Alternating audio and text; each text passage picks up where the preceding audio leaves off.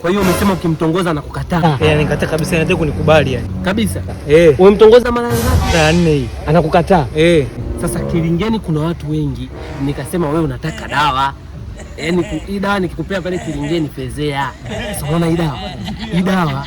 Chukua ulambe. Ukichukua ukilamba. Subiri kwanza. Hii dawa ukilamba, usiongee na mtu yoyote mpaka huyo demu ambaye anakukataa.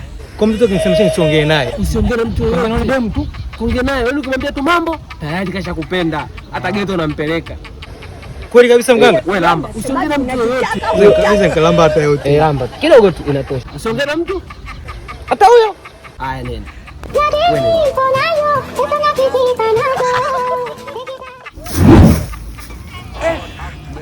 Mbona kama hajanipa hela huyu? Hujanipa hela, naomba hela yangu. Nimekupa dawa, nataka hela yangu, sitaki mimi. Nataka hela. Wewe nataka hela yangu. Angalia, si nimekuwekea pale chini na wewe pale chini pembeni kuna ungo wako pale. Umekwisha. Kumbe umeweka hela kwenye kilingi afu hujaniambia, sijaiona.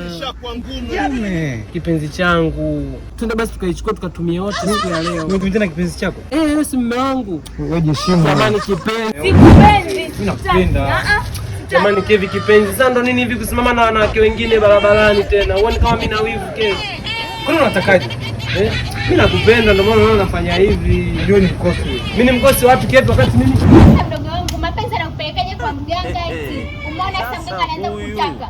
Ipo anajielewa hapo. Ningefanya nini mtongoza mtu anataka basi. Unaona kwa mganga? Kumbe wewe ni mdogo wako. Kwa maana yake wewe ni shemeji yangu. Shemeji mwambie basi mdogo wako mimi nampenda anitaka. Mbona anaondoka shemeji hata umtiki? Mimi namfuata. Who are you?